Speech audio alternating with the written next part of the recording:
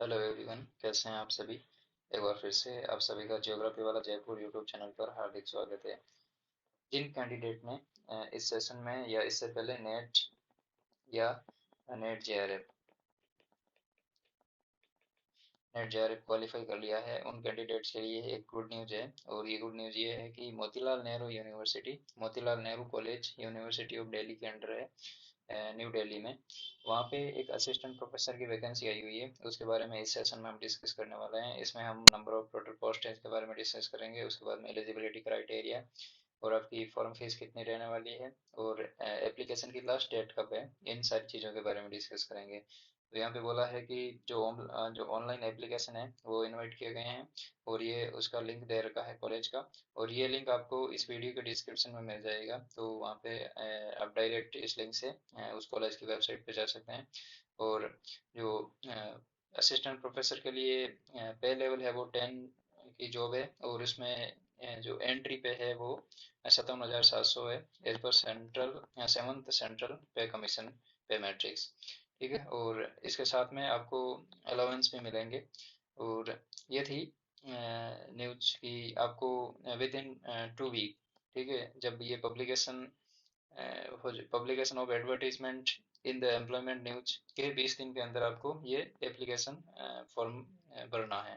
ठीक है, उसके बाद में जो असिस्टेंट प्रोफेसर की वेरियस पोस्ट है, नेम ऑफ डिपार्टमेंट के अकॉर्डिंग कितने सब्जेक्ट में कौन सी कैटेगरी में कितनी पोस्टें हैं और टोटल पोस्टें कितनी हैं, इनके बारे में देखते हैं एक बार।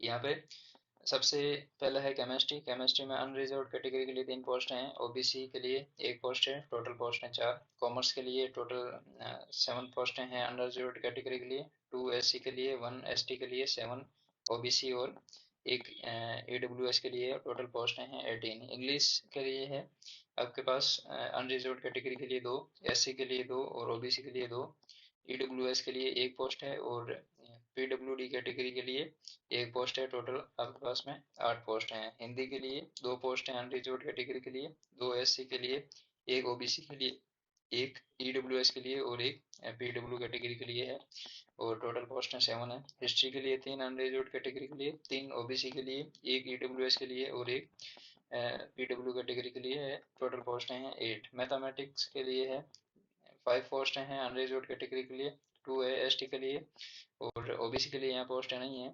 ईडब्ल्यूएस के लिए 1 पोस्ट है और टोटल पोस्ट हैं 8। उसके बाद में फिजिक्स के लिए अनरिजर्व्ड कैटेगरी में 1 है, एससी के लिए 3 पोस्ट हैं, अच्छी पोस्ट हैं एससी कैटेगरी के लिए, और एसटी के लिए 1 पोस्ट है। फिर ओबीसी के लिए अच्छी पोस्ट हैं 3 है, ईडब्ल्यूएस के लिए 3 है और पीडब्ल्यूडी कैटेगरी के लिए 1 पोस्ट है, और टोटल नंबर ऑफ पोस्ट है 12। उसके बाद में पॉलिटिकल साइंस में 4 पोस्ट है unreserved category, 1 for SC and 1 for ST, 3 for OBC and 1 for EWS, और यहाँ पे पीडब्ल्यूडी कैटेगरी में कोई पोस्ट नहीं है और टोटल नंबर ऑफ पोस्ट है 10। संस्कृत डिपार्टमेंट में 4 पोस्ट अनरिजर्व्ड कैटेगरी के लिए, 2 पोस्ट ओबीसी कैटेगरी के लिए, टोटल पोस्ट है 6। इकोनॉमिक्स के लिए है 1 post unreserved, 2 post for SC and 1 post for OBC, तो टोटल नंबर ऑफ पोस्ट है 4। कंप्यूटर साइंस में एससी के लिए 1 पोस्ट है और टोटल पोस्ट नंबर ऑफ भी 1 है, एससी कैटेगरी में सिर्फ है कंप्यूटर साइंस के लिए। इसी प्रकार एवीएस में 1 पोस्ट है एससी के लिए, 1 है एसटी के लिए और टोटल नंबर ऑफ पोस्ट है 2।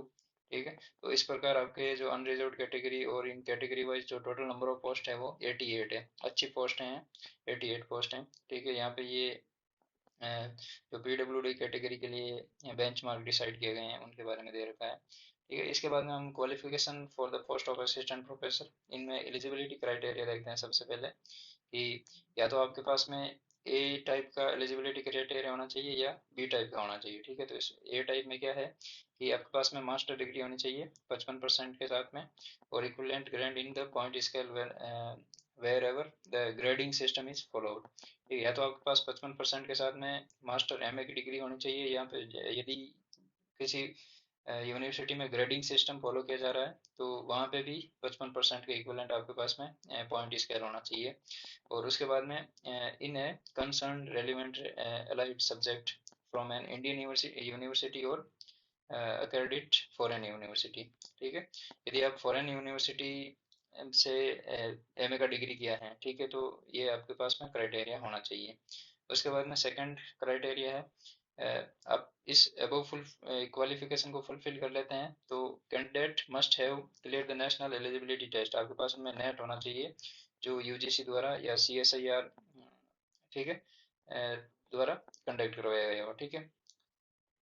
उसके बाद में आपके पास में general notice in the last section of this document, ठीक है। तो आपके पास में सीएसआईआर या यूजीसी नेट द्वारा जो नेट कंडक्ट करवाया जाता है, यदि उसकी डिग्री है आपके पास में, तो आप इस फॉर्म के लिए एलिजिबल है। कहने का मतलब आपके पास एमए में 55%, और यहाँ पे जहाँ पर भी ग्रेडिंग पॉइंट है, ग्रेडिंग पॉइंट सिस्टम है, वहाँ पर आपके पास में इसके इक्विवेलेंट पॉइंट होने चाहिए।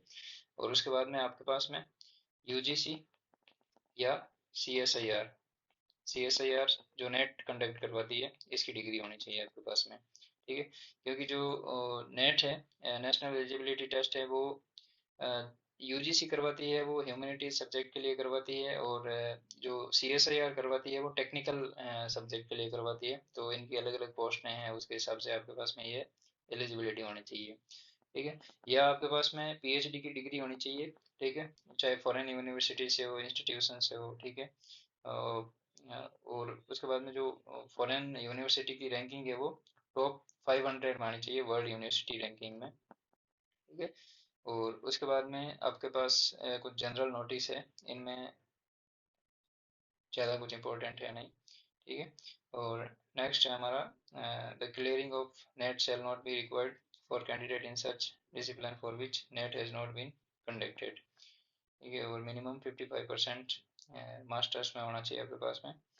और relaxation of 5% may be provided from 55 to 50 marks to PhD degree holder who have obtained their master degree prior to 19 सितंबर 1991। जिन स्टूडेंट ने 19 सितंबर 1991 से पहले मास्टर की डिग्री कर ली है और उनके पास में पीएचडी है, तो उनको 55 की जगह 50% मार्क्स लाने होंगे, उनको भी अलाउ कर दिया जाएगा, ठीक है। और ये रेलिवेंट ग्रेड की भी बात कर रहे हैं, ठीक है। उसके बाद में नेक्स्ट है आपका जनरल इंस्ट्रक्शन फॉर एप्लीकेशन, ठीक है। ये एप्लीकेंट्स फॉर्म भरते टाइम है। और उसके बाद में यहाँ पर है जो एप्लीकेशन फीस रहेगी वो आपकी 500 रुपये रहेगी फॉर अनरिजर्व्ड ओबीसी और ईडब्ल्यूएस कैटेगरी के लिए। और no application fee will be charge for from applicants from SC ST PWD in सारी कैटेगरी और वुमेन्स, ठीक है। तो इनके लिए कोई फीस नहीं है। और यदि आप अनरिजर्व कैटेगरी ओबीसी और ईडब्ल्यूएस कैटेगरी से बिलोंग करते हो तो आपको 500 रुपये फॉर्म फीस देनी पड़ेगी, और रिफंडेड नहीं है, ठीक है, अंडर एनी सर्कमस्टांसेस। और आपको केवल ऑनलाइन फीस पे करनी है और ऑनलाइन फॉर्म पे करना है, ठीक है। Payment should be made online through credit debit card net banking, ये सारे ऑप्शन है आपके पास में, ठीक है। और उसके बाद में ये रिजर्वेशन की बात कर रखी है। तो अब हम बात करते हैं कि इसकी फॉर्म की लास्ट डेट कब है, ठीक है। जो असिस्टेंट प्रोफेसर की वैकेंसी आई हुई है, इसकी फॉर्म की लास्ट डेट कब है। तो आपकी जो स्टार्टिंग डेट है वो है 14/4/2023, और इसकी जो अंतिम डेट है वो है 28/4/2023। क्योंकि इस एडवर्टीजमेंट में बोला था कि जिस दिन ये एडवर्टीजमेंट गजट में छपेगा उससे 2 दिन के अंदर अंदर आपको, सॉरी 2 सप्ताह के अंदर अंदर आपको फॉर्म भरना है, ठीक है। और यहाँ पे एज लिमिट का कोई अपर या लोअर कैप नहीं है, ठीक है। और एप्लीकेशन फीस आपको बताई दी, पेमेंट ऑनलाइन मोड होगा, ठीक है। और टोटल नंबर ऑफ पोस्ट 88 है, ठीक है। तो ये थी इम्पोर्टेंट न्यूज। और इसी तरह से फ्यूचर में कोई नोटिफिकेशन आए असिस्टेंट प्रोफेसर के रिगार्डिंग तो आपको मिल जाएगा। तो मेक श्योर आप इस चैनल को जो है सब्सक्राइब कर लीजिए, और वीडियो को लाइक शेयर और कमेंट कीजिए। और इसी तरह जो 11th और 12th क्लास की एनसीईआरटी है, जिसका एक अच्छा पोर्शन आपके वेरियस सब्जेक्ट में जो एग्ज़ाम होते हैं उनमें आते हैं, फॉर एग्जांपल नेट में है इंडियन ज्योग्राफी के बारे में। उसके बाद में आपकी असिस्टेंट प्रोफेसर की जो वैकेंसी आती है उसमें भी इंडियन ज्योग्राफी के बारे में अच्छा खासा पोर्शन पूछा जाता है। और उसके बाद में जो स्टेट लेवल पर एग्ज़ाम होते हैं जिसमें ज्योग्राफी पोर्शन है उसके रिलेटेड एनसीईआरटी का अच्छा खासा इम्पोर्टेंस है। तो उसके लिए भी आप हमारे इस चैनल को ज्वाइन कीजिए। और 11th क्लास की एनसीईआरटी है भारत का भौतिक पर्यावरण, उसका डिस्कशन हो चुका है। 12th की ह्यूमन ज्योग्राफी का डिस्कशन चल रहा है। तो आप उन डिस्कशन को भी जरूर देखिए, गो थ्रू कीजिए। चलिए, थैंक यू, आज के इस सेशन में इतना ही था।